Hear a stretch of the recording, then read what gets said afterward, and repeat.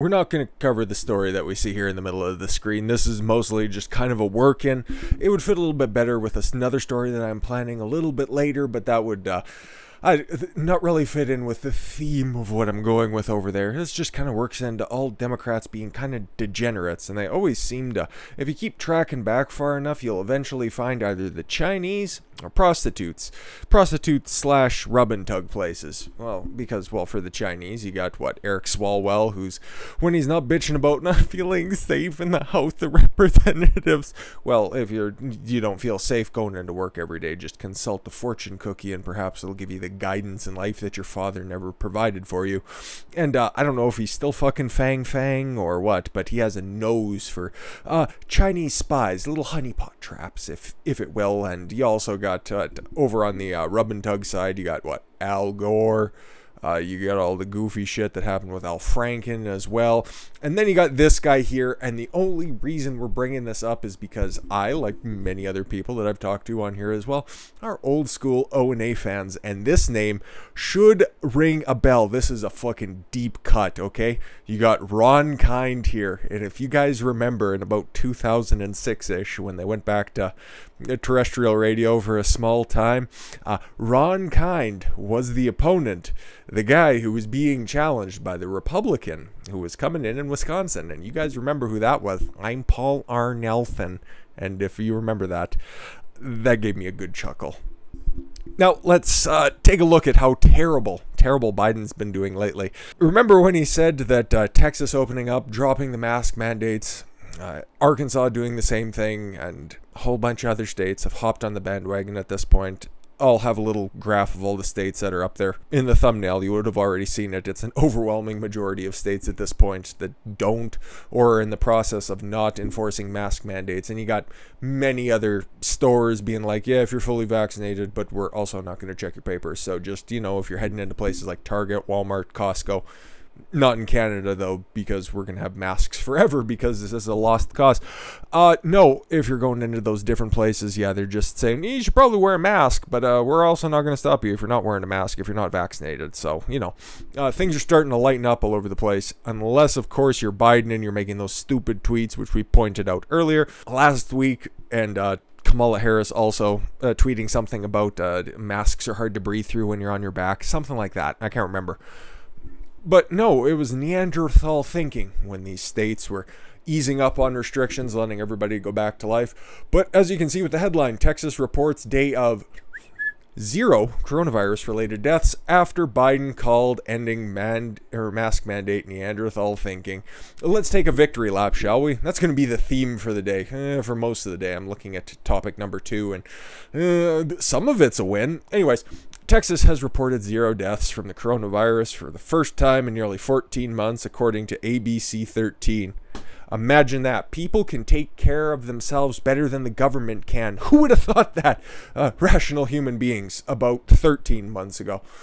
In a social media post on Sunday, Governor Greg Abbott announced the news, writing 0 COVID-related deaths, the only time that's happened since data was tracked in March of 2020. Today, Texas reported 0 deaths, fewest COVID cases in over 13 months, lowest 7-day positivity rate ever, and the lowest COVID hospitalizations in 11 months. Thanks, Texans. No, thank you guys for setting the standard, for giving the example of fewer restrictions, more freedom, better results. It's a fucking win that more states should look at and model their own constituency after. It doesn't have to be a governor. It could be a mayor. It could be looking at something as tremendous as this and realizing that, hey, you know what? Probably loosening up on these restrictions would make for a much happier populace. You're not going to appease the Twitter weirdos that are on there that constantly want to wear masks forever. Let them wear masks forever. Let them bitch on Twitter, okay? They're just going to stay at home and be useless anyways because, well, if they aren't there, their cats are going to starve and nobody wants to be around them because they reek of piss, so who gives a shit what they have to say? Just go back, live your life properly. And yeah, that's the first L of the day for Joe Biden. How about the one that just kind of looms larger over everybody else but doesn't get nearly enough coverage?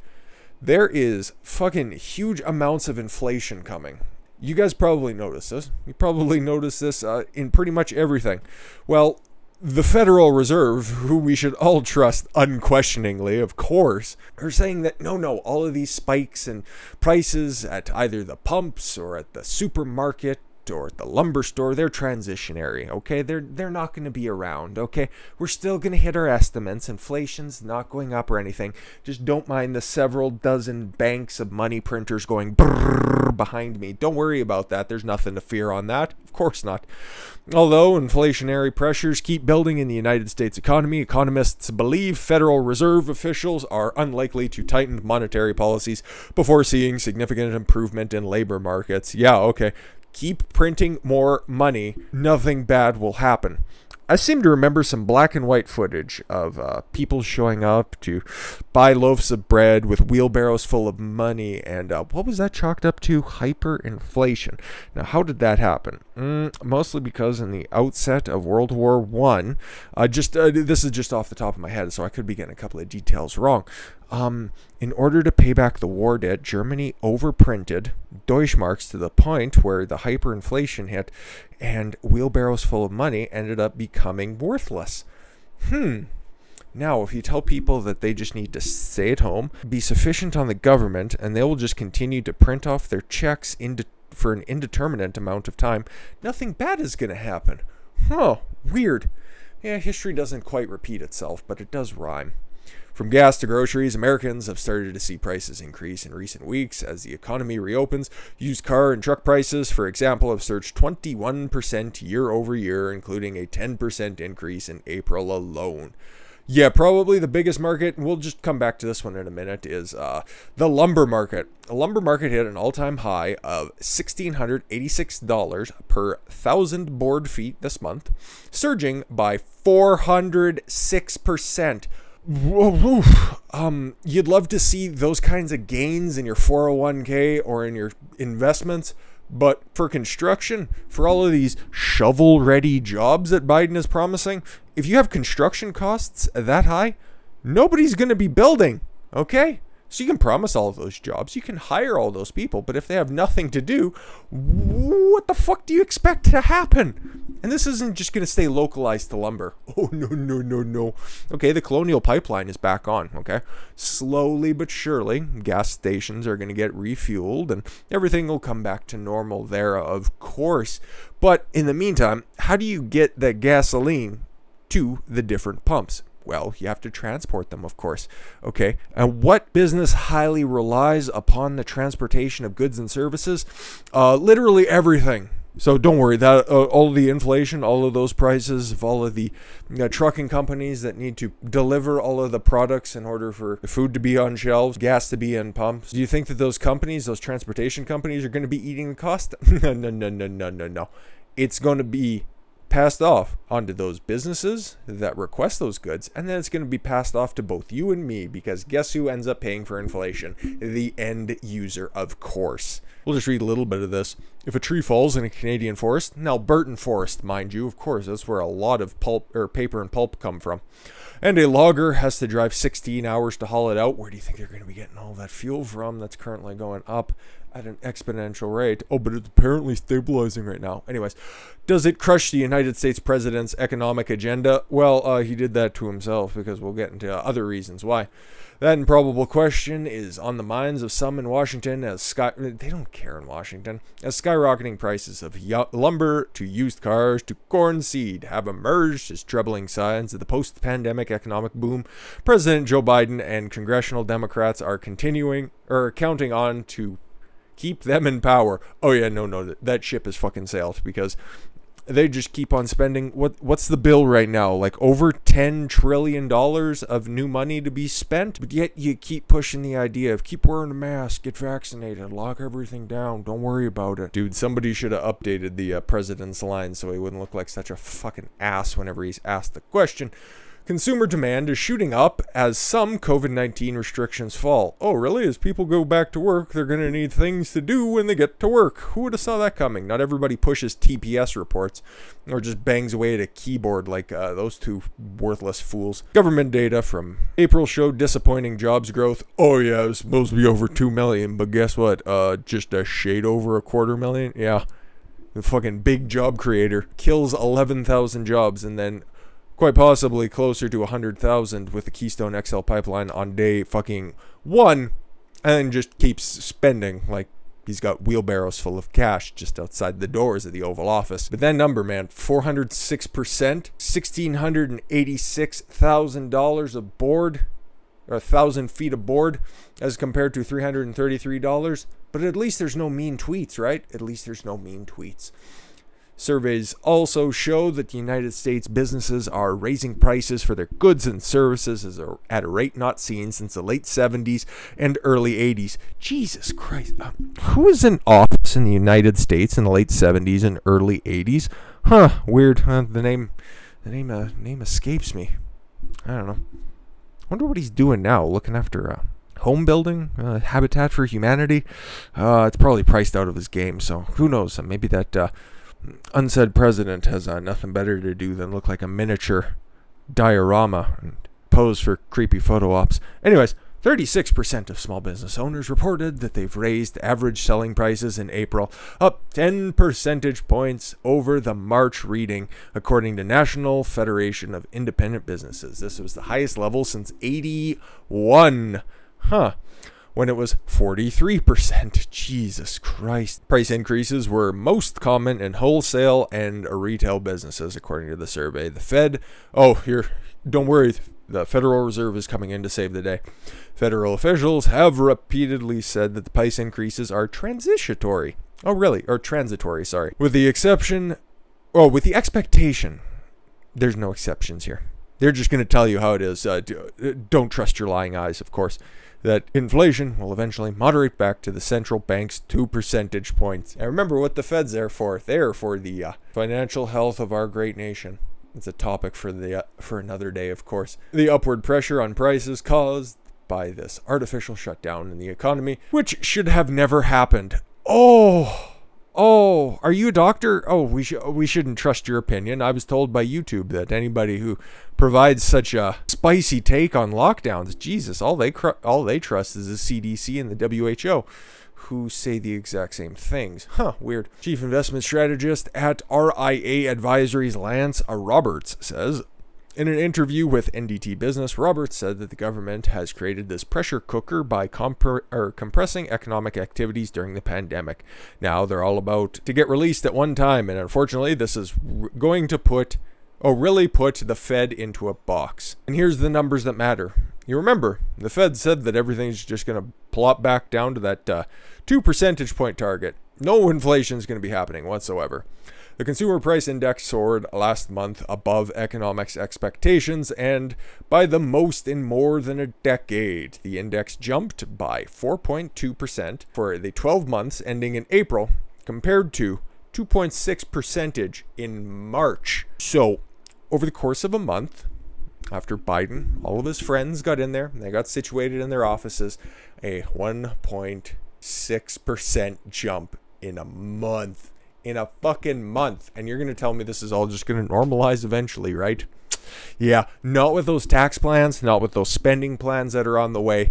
This is going to be horrific, okay? But we already have the template. We already know how this is going to work out. All you need to do is just go back to that same time period referenced above, the late 70s and early 80s. A fucking slaughter in the elections is coming in 2022. Fucking brace your assholes for that. But what else has Biden been up to? Well, he's been rescinding executive orders.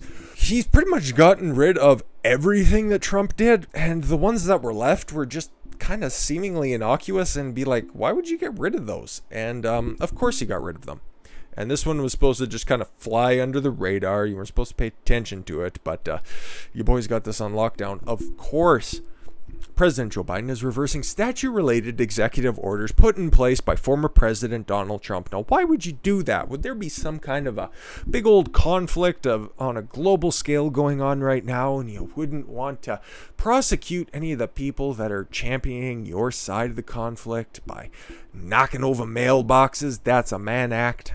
Breaking windows, pushing over statues, sending people away with federal charges. No, you wouldn't want to be doing any of that. Get rid of those needless pieces of legislation that try to hold the guilty parties accountable. We don't be needing that here. No. This is 2021 after all. It's all white people's fault.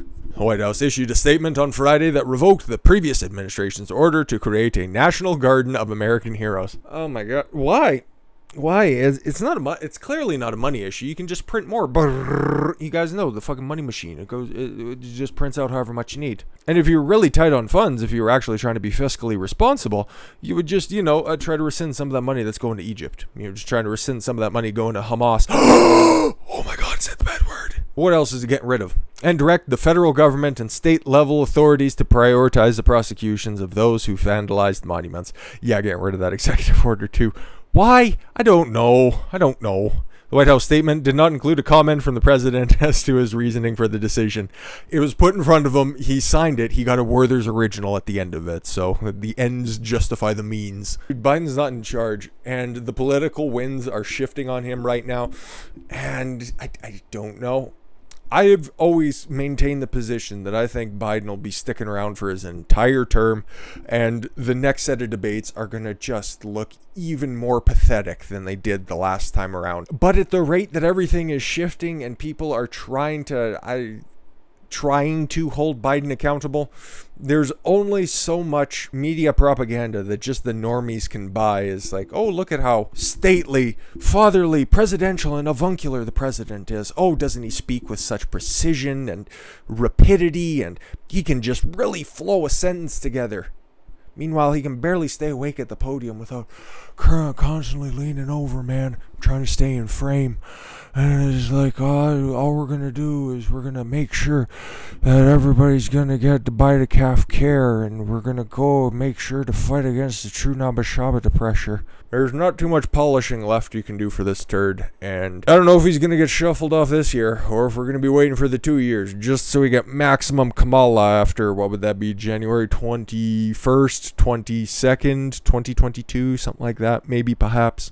Or I guess that would be 2023, rather. But I don't know. That office has taken a mighty toll on Biden. And what he's doing, I think I've seen like one thing that he's done that's actually decent, something I could side with. I can't cite it off the top of my head. But everything that he's been doing lately, yeah, that whole, I've been known in the Senate, man, to work on both sides of the aisle. I've been bipartisan in the Senate, and all that means is I've just exerted my democratic authority over those weak-kneed rhinos.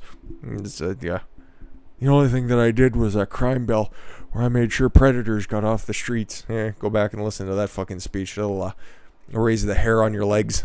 But yeah, Texas is in good shape. Inflation is out of control, and there's not going to be a cool garden of heroes. I was looking forward to that. That would have been cool. That would have been a way to celebrate.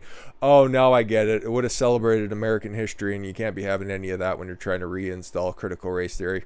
It all makes sense now. Wow. And speaking of stupid decisions, we're going to go take a look at what the Supreme Court and what the courts in general have been doing, because we got a little add-on story at the end, because the Supreme Court is taking up some cases that'll ruffle some feathers, some controversial issues. And we're going to take a look at what they're doing, because they're taking up cases, which is kind of fucking weird for the Supreme Court. Normally they're just ducking and dodging and assuming the Clinton intern position, hiding under the desk. So let's see what that panel of 9 goofs is up to, shall we? And Clarence Thomas. Eight goofs and Clarence Thomas. Thank you all very much for the gift of your time. I've been Don Consuelo. I want you to follow your gut and get after it. Take care, everyone.